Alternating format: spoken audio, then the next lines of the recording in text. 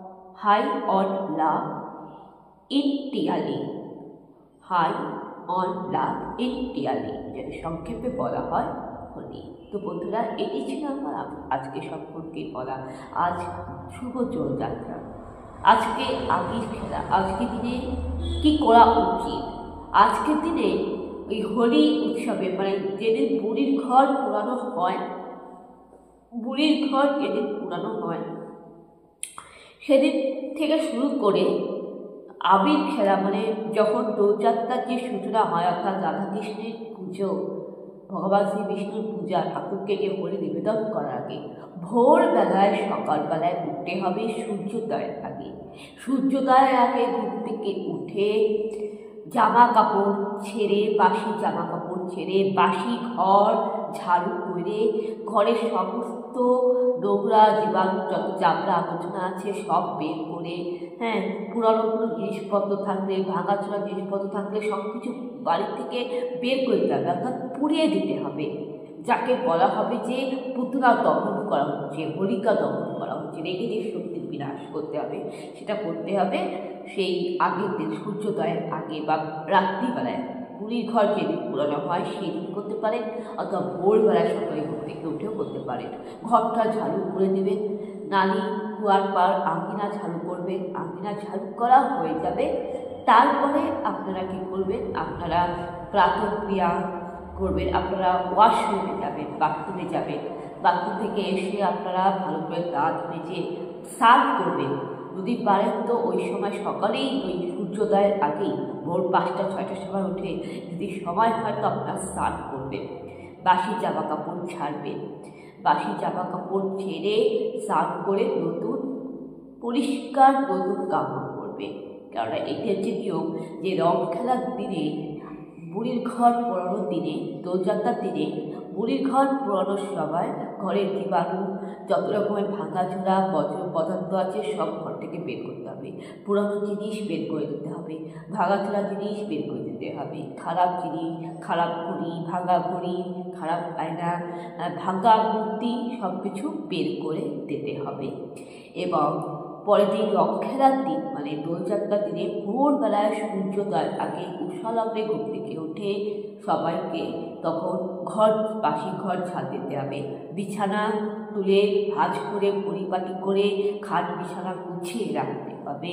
বাসি জামা কাপড় ছাড়তে হবে, বাথরুমে গিয়ে স্নান করতে হবে। স্নান করে দাঁত মেজে পরিষ্কার হয়ে নতুন বস্ত্র পরতে হবে। নতুন বস্ত্র পরে কী করবে, যোগা করবেন, প্রাণায়াম করবেন।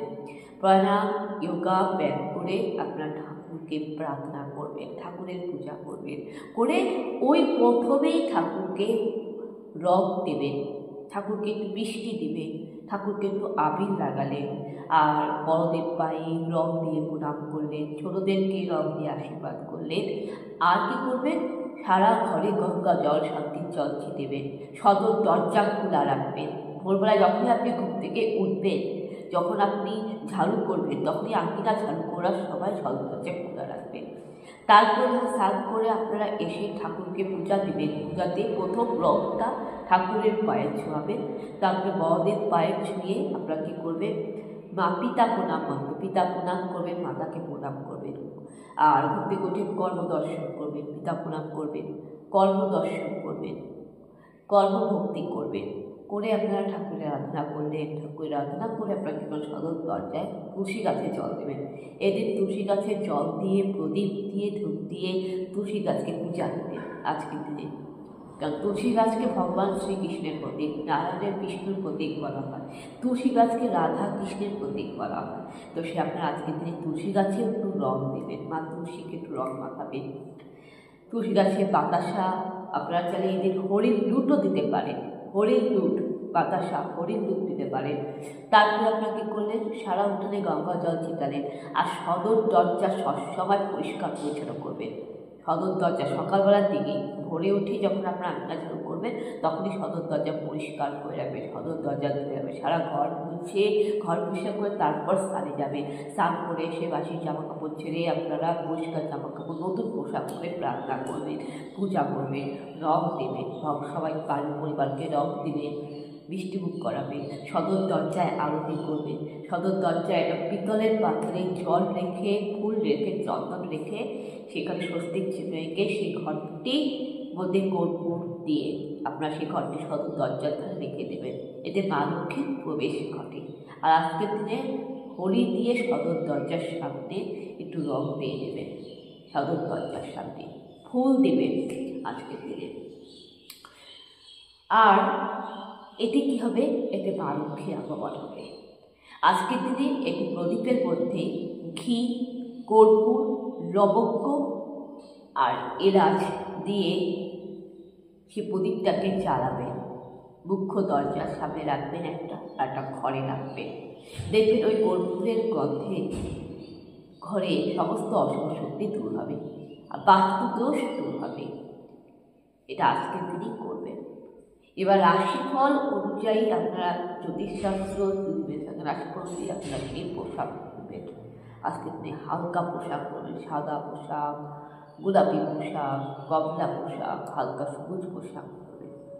লাল, কালো, বেগুনি এগুলি রং পোশাক আপনারা পরবেন না। লাল পরবেন না, কালো পরবেন না, বেগুনি রঙের পোশাক পরবেন না। আজকের দিনে গঙ্গা স্নান করতে পারেন আপনারা। এবারে নদীতে গিয়ে তো আপনাদের গঙ্গা স্নান করার সময় হবে না। যদি বাড়িতে কোনো গঙ্গা জল থাকে তাহলে সেই গঙ্গা জল আপনার স্নানের জলের সাথে মিলিয়ে আপনারা মা গঙ্গাকে আরাধনা করে করতে পারেন। আজকের দিনে সূর্যদেবকে তামার পাত্রে একটু আবির দিবেন। আজকের দিনে সূর্যদেবকে একটু আবির রং, একটু ফুল দিয়ে, পালে জবা ফুল দিয়ে, বাতাসা দিয়ে সূর্যদেবকে জল অর্পণ করবেন। আজকের দিনে মা দুর্গার চণ্ডী পাঠ করবেন, মা লক্ষ্মীর আরাধনা করবে। আজকে যেহেতু শুক্রবার, আজকে সেই দেবী শক্তির আরাধনা করবে। এটা হচ্ছে আজকে সেই হোলিকা দিনের কথা বলা হয়। তারপরে তো নারকম আজকের দিনে গমের জিনিস খাওয়া উচিত।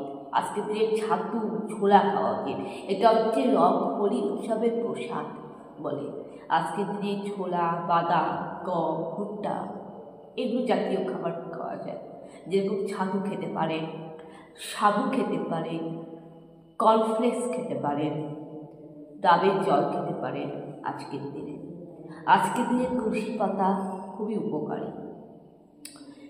আর এই যে হোলি উৎসবের যে সূচনা হয় না, এটার মানে কি? মানে হলুদ, অ্যাকচুয়ালি এটা হলুদ গায়ে মাখতে হয়। আজকের দিনে হলুদ জলে স্নান করতে হয়, তুলসী জলে। কেননা এই যে বসন্ত যে উৎসবটা, এটা কিন্তু আমাদের রোগ বিসুখের বিরুদ্ধে সুস্থ আরোগ্য কামনার হতে। কেন এই সময় তো মানুষের দেহের বসন্ত রোগ হয়, সর্দি কাশি হয়।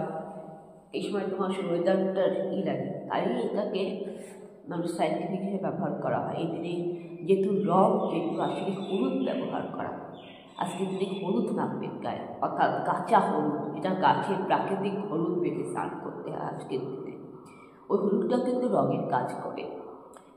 এতে কী হলো? আপনার দেহে দেহে যত জীবাণু ভাইরাস সব চলে গেল, নেগেটিভ শক্তি দূর হলো, আপনি পজিটিভ এনার্জি পেলেন, আপনার দেহটা সুস্থ হলো, আপনার দেহটা সুস্থ হলো।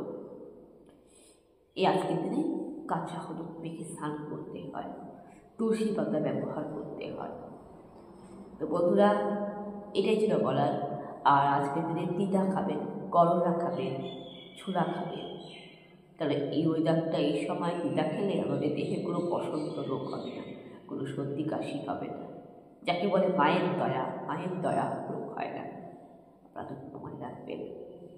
এটাই বলার ছিল বন্ধুরা। আপনারা ভালো থাকবেন, সুস্থ থাকবেন। ভিডিওটি যদি ভালো লেগে থাকে, বলার মধ্যে কোনো ভুল হয়ে থাকে, মার্জনা করবেন। সবাইকে হোলি উৎসব শুভ দোলযাত্রার প্রীতি শুভকামনা করি বন্ধুরা। সবাইকে শুভ দোলযাত্রা।